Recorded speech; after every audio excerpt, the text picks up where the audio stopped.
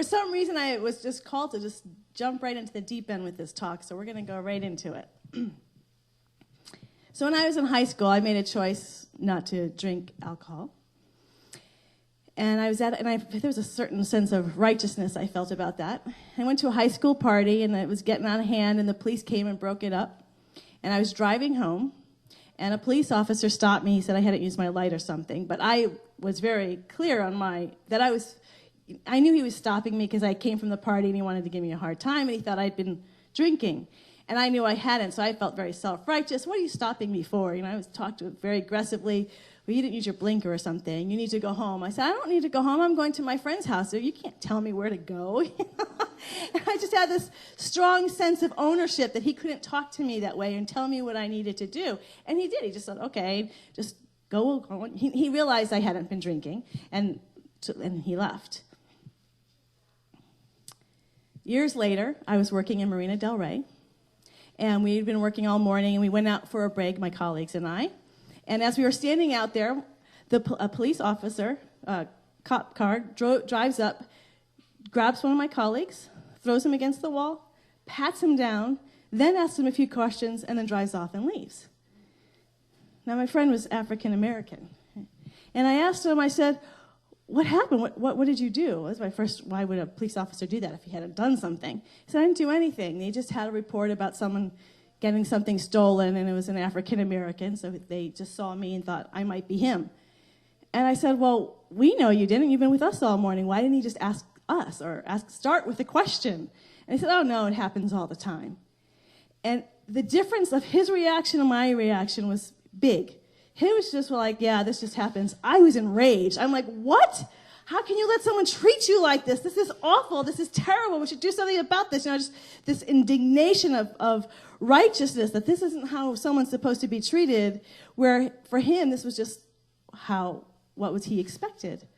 And then it was a couple years later where my mentor, Reverend Michael Beckwith, who's the minister of Agape, I remember him sharing with us that when he grew up, it was just sort of the common practice that his mother taught he and his siblings, that when you go out and walk to school, and he was in L.A., whenever a police officer stops you, make sure you get their number and their name so that they can call and complain about them.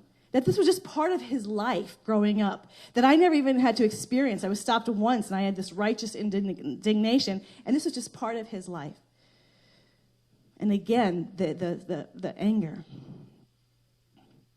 When I was a minister at Celebration Center, I had one of my greatest friends was Bee, and she is gay, and she's actually Julian's godmother. And I just love this woman. She's president of the board, so full of energy and enthusiasm. Well, at the time, our organization, Centers for Spiritual Living, was going through a discussion as an organization, should we take a stand for the legalization of gay marriage? And traditionally, our organization doesn't take stands because the view is that we teach people how to think, not what to think. That as soon as we start saying what sort of position they're supposed to take, we've started creating dogma. We're creating a little bit of a sense of we are about we're telling people how to think, which is what we're against. We want people to have that freedom to think for themselves. I was raised in the United Church of Christ, which is a very liberal, action-oriented community where we always got involved in all the political stuff. So this was shocking to me. And I thought, well, but we also say God is all love, harmony, peace, and joy. And how can we just stand in this community? And so the community was getting in this argument about whether we should stand for the legalization of gay marriage. And I thought, but wait, this is B. How can we say she doesn't get the same rights as I do? How can we not stand for that? That just seems terrible. And again, B was just like, yeah, whatever. She just let it go. I was like enraged at that people were arguing about this. We should take a stand. Again, my sense of what we deserve, the indignation. And she's, yeah, it's okay. This is sort of normal. This is how we do things. 20 years ago, I was working in a psychiatric hospital, and I was hearing daily these horrible stories of how people have been treated and seeing the impact on people. I wouldn't even share the stories. They're so harsh and hard to hear. But when I was there, I was practicing one power, one presence. My whole practice was, I see only the face of God. God is all there is. There's only love. There's only harmony. There's only peace. So even as they're telling me their stories, I am holding this energy of there's only God. There is only God. There's only one. Day after day. And then I turn on the Oprah Winfrey Show one day, and a man named Andrew Vox is her guest. Andrew Vox is a lawyer who does pro bono work for children of sexual abuse. And he said, Oprah, I really appreciate that you've been so open about the abuse that you've had. That's wonderful. He said, but I'm not sure you're really serving anyone by jumping straight to forgiveness without first getting angry at the person who abused you. He said, in some way, you're almost saying it's okay. You went so fast to forgiveness that I've never even heard you be angry at him. He said, I bet you're even in a relationship with him. And she said, oh, yeah, I just had breakfast with him this past weekend. And he said, there's no accountability here. He said, what is happening is atrocious. Somebody needs to stand up and say, this is not okay. And as he's getting so angry with her, I just start crying and crying and crying, because even though I've been practicing one power, one presence, there's only God, there's only love, I've been hearing so many stories, and inside there had been this rage. How can people be so cruel to one another? This isn't okay, but I'm one God, one power, one presence. And so there was this anger that I wasn't owning. There is only love. But that love cannot heal what we do not own. That love cannot transform this planet if we're keeping things pushed aside, thinking that we're healing because we're all up here. It's all love, it's all love. But down here, there's this anger. There's this destructive energy within us that we're not owning. This week, the movie that I mentioned, and unfortunately I didn't really advertise it, but it was Malcolm X. Now, when I was younger, I definitely was afraid of Malcolm X. The things that I heard him say, definitely loved Martin Luther King. Of course, he speaks from love. He speaks from harmony. He's speaking for truth and principles that I believe in, and stepping into that through a place of nonviolence, through peace. It's powerful what he did, powerful and loving and open. And when I hear Malcolm X talking about we need to separate the races and it's okay for African Americans to have guns because they need to defend themselves, all of that just scared me when I first heard it. But as I started to find and get in touch with my own dark side, the own shadow side, when I watched it now and I hear him, I feel the empowerment. That was part of the healing process, was to say, I mean, what his family had been through at the hands of whites was horrible. And then we think, as he says, 400 years of this. Is it crazy to be angry about it? Is it crazy to say this is not okay? He never instigated violence, ever. He just stood and said, this is not okay. And he actually said nothing that was different than my brothers say. You know, I remember my brothers and I got into a conversation about Bosnia. I was saying, well, what if they just use nonviolent means in Bosnia? And they just laughed at me like, that's just stupid. You can't use nonviolent means with people who are doing genocide, who have no feelings, no humanity. And I thought, well, isn't that how African Americans feel about the white government? There's not a lot of humanity there. How would nonviolence work there? But my point is that my brothers were willing to say having guns was using force was not a bad idea. But when I heard Malcolm X say it when I was young, that frightened me. That was bad. These walls of separation. We're so afraid of the anger and speaking our truth and empowerment. And what we want to use is that as an example to say, that's where we have to start coming from ourselves. If we want a world that works for us, we need to start feeling where is it not working for us and not being okay with it. That so much of our life is about settling in our workplace, settling in our relationships, settling in our family, settling in our community, settling in our nation, in our globe. We're just saying, well, that's okay. That's just the way things are. Or just, it's okay. We're not transforming ourselves, and we're not transforming this planet. We are not moving into a world that works for everyone until we start feeling the heat and the fire of that pain. And that's what the anger is. If we really start being with the anger, there's pain. But it calls out. Anger is a gift. We don't want to hurt people with it, but we want to hear it because what it's saying has truth to it. It's speaking out to something that we pushed away, that we don't want to hear. And that's why it's coming out so volcanically, because it's been pushed away.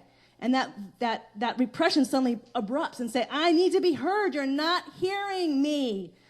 I mean, we love what happened with Martin Luther King and the civil rights action, the civil rights movement, and the laws that got changed. But it didn't heal the anger. It didn't heal the racism that still exists. It doesn't heal the pain and the suffering. Are we willing to continue to stay in that process and heal it? It doesn't heal overnight. And how do we heal it? There's no way to heal it within ourselves and with other people until we listen, until we just listen. That's where shift starts to happen. I remember when I was at Agape, there was an African-American gentleman, and he would come into our office, and he would shut the door, and he was telling us about all the stuff that, as a white person, I took for granted. All the advertisements, everything that was around was white, and when you're an African-American growing up in society, how that impacts you. But he always closed the door when we had these conversations. And I said, well, why do you do that? Why do you always close the door because my door was always open? And he said, because most people can't hear this. I can't share this in public because I'm going to be criticized. All of it's going to come back at me. We do that to ourselves, too. We don't want to hear our own pain. The greatest lesson I had on this happened in a ministerial class. It was one of those visceral lessons. To be in ministerial school at Centers for Spiritual Living, you have to first be a practitioner, which is a licensed spiritual counselor. So I'm in a room full of licensed spiritual counselors. We're in a class, pastoral care, which is a little bit different than spiritual counseling. So we go off. She gives us, Reverend Joan Stedman's the teacher. She has us go off in triads. One person is the counselor, one person is the client, and one person is the witness. And since we all know each other really well, we could make up an issue. So the client makes up an issue, and it was just to give the counselor some skills, some learning, some training. So we do this, we go off on our triads, we come back, and there's this one triad, there's this one woman, she just come back, and she's just angry. You can feel it. Her whole body's angry. She's taken an issue on that was one of her clients, but she's taken it on full-bodied. And we felt her rage in that classroom. And she said, that didn't help me at all. I told them my problem, and she didn't help me at all.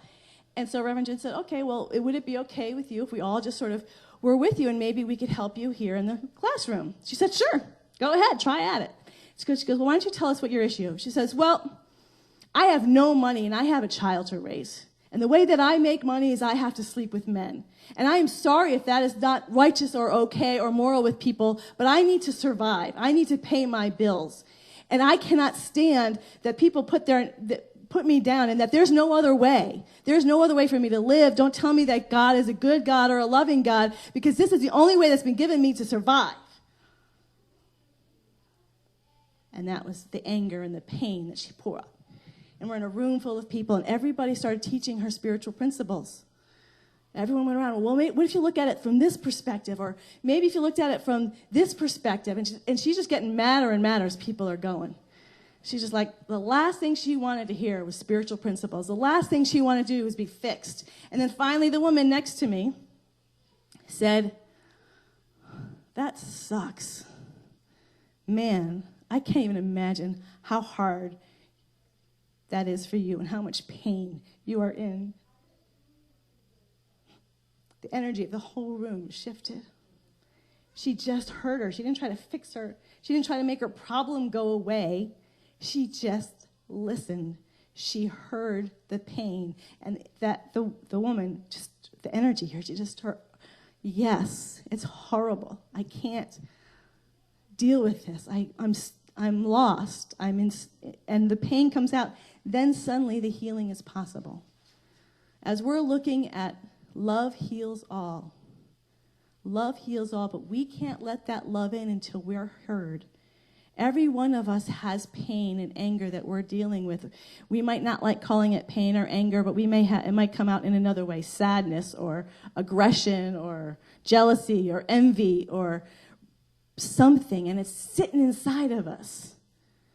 We have to start having the courage to hear our own pain, or to be with somebody who's willing to hear our pain, because that love can't heal all until we own it, until we say, this is what's going on for me. I know for me, I was dealing with all this anger that started coming up, and again, Reverend Joan was my practitioner, and I went with her and I said, I need you to fix this. You need to give me some sort of tool to fix this.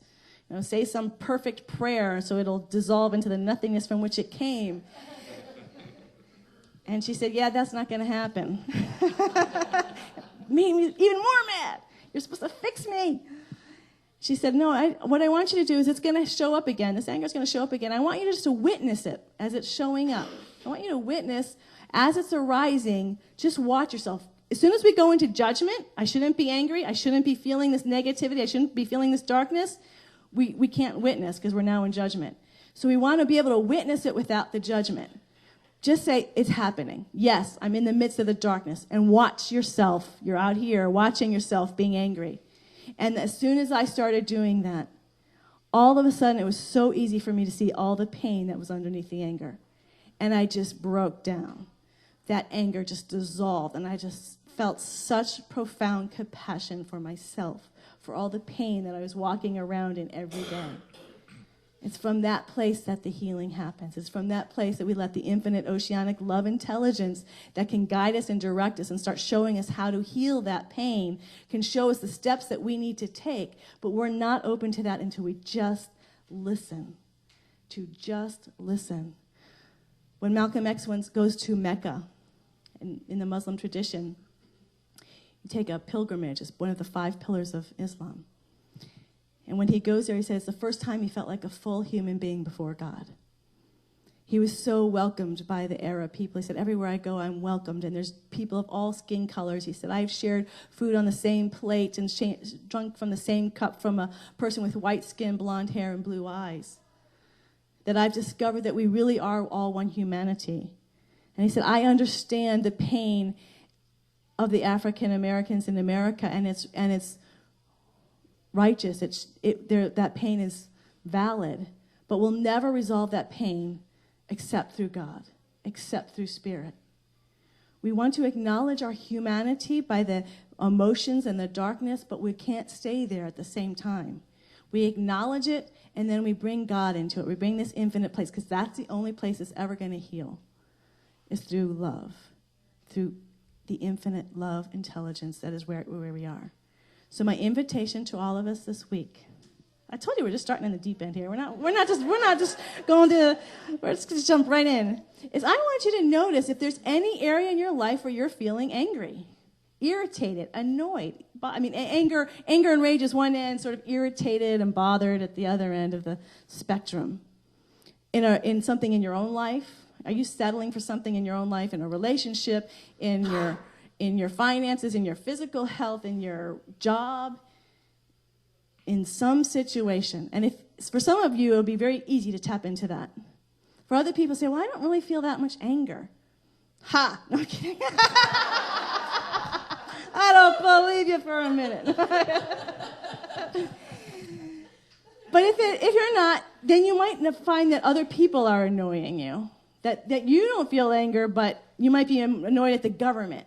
Really dislike how the government's doing something or other, whatever your opinions are about the government, or something. Something's bothering you. Just notice if anything, if you don't feel it with your own self, notice if you notice it in other people, and just start saying, if they're feeling it, or one, what does that feel like in me?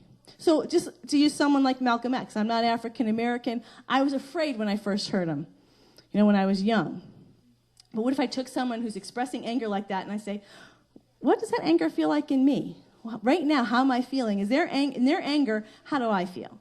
So if you're having a hard time getting in touch with your anger, hear someone else's anger and just see how it's landing in your body, how you are in your relationship with anger. And so as you're recognizing any place where you're feeling that anger, and again, the whole spectrum of anger, from just mild irritation to rage, I want you to start practicing listening to it, and listening to it specifically. One of the things Course in Miracles says is there's only love and fear. But what the challenge with that is fear is so generic. And what we're finding is that when we're dealing with the shadow work, it's actually the stories we start telling ourselves about that darkness, because it's going to look different for different people. So the way I explain that is if there can be someone who really bothers me because the way they are controlling, they're so controlling, it drives me crazy. But another person wouldn't bother me at all. The way they sort of manage things seems okay. that way that person is specifically doing it is something that's hitting me. And it's that specific story about that person or that situation. So this is a time where we do want to know the story. We do want to know the details. What specifically is making me angry or irritated? What's the story behind it? What's the story I'm telling myself about it? Because then I'm going to start getting much more clear. Then I'm hearing that being in me I'm hearing what it's wanting to tell me. I'm hearing specifically what's bothering it. And let's just start listening. So the first step is to find anything that's bothering me, from mild irritation to total rage, and to just start listening to ourselves. Not fix it. Just listen from the place of God. Listen from that place of love. Just hear yourself with no judgment, with infinite compassion. The Dalai Lama said the only way this planet's going to change is if we start opening our hearts into infinite compassion, to be beings of compassion. And we have to start first with ourselves. If we cannot heal our own stuff with compassion, we're not going to be able to deal with someone else's anger and rage. We're going to freak out. We're going to shut down because I have shut down to my own anger. But I can be a healing presence for someone else if I've become comfortable and if I have healed my own stuff. It's never done, but where I'm not afraid of my darkness, I won't be afraid of anyone else's darkness either. And that's how the healing happens. That's how God's infinite love, intelligence, infinite power, infinite good shows up in this world. Let's not settle for a world that is less than magnificent. Let's not settle for a world in our own life and for this planet that is less than heaven on earth. Let us make a demand of that which has been promised to us, that the kingdom of heaven on earth is ours now. It's ours now. Let's pray.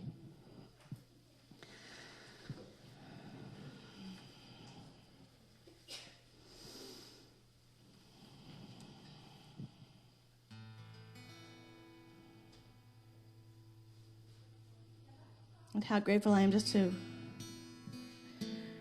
let go and release now, release into the infinite power, that the infinite power and the infinite love and the infinite joy and the infinite creativity of pure spirit is in, through, and as all creation, and is in, through, and as me right here and right now, that it is speaking its word through and as my very life. I just breathe into it and I allow its word to speak itself in, through, and as everyone here, that we are one in this one love, this one power, this one joy, this one freedom, this one bliss. We are it here and now, and we are one in it. There's nothing else happening here other than pure love.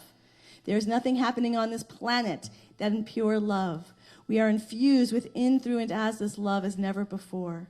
We allow its power, its grace, its purity, its clarity to speak itself into form as all of us. We call forth that which needs healing in our world. We are not afraid of the pain, because there in the midst of the pain, their love is. In the midst of the sadness, in the midst of the darkness, their love is. In the midst of the smallness and the not enoughness, their love is. Love is in, through, and as every aspect of our being, that which we call good and that which we call bad. It is in that which is dark and that which is light. There is no end to this love. There is no limit to this love. This love is infinite in its power, infinite in its power to heal, to create new life, a new way of being in every area of our life. So right now we allow every aspect of our being, physical, emotional, mental, financial, relationship, community, family, friends, planet citizenry, in all aspects of our life, we allow this infinite oceanic love to do its work, to do its healing, simply by being itself, by being allowed into those places of darkness, by being allowed into the spaces that no longer work for us. We allow the place and the power of love to show up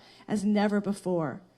And as we are doing this for ourselves, we know and hold this place and space for those loved ones that are in our life. And so for those people that we know in our life who are suffering in a place of darkness right now, let's just hold them in our hearts in the space of unconditional love, this limitless love. And I invite us now to say their names out loud so they can be healed by this energy of pure love.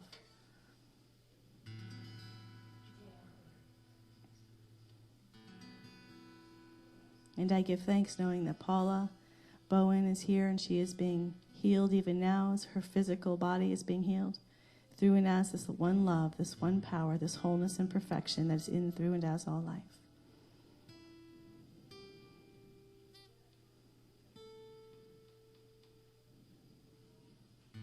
I bless Gloria's mother, knowing that even as she has made her transition, there is only love. Death can never separate her mother and her family. Love is present right here and right now. There is only love. There is only love. There is only love. Thank you. Thank you. Thank you, God. In deep and abiding gratitude, I joyfully and humbly let this word be now, knowing that as it is spoken, it truly is already done.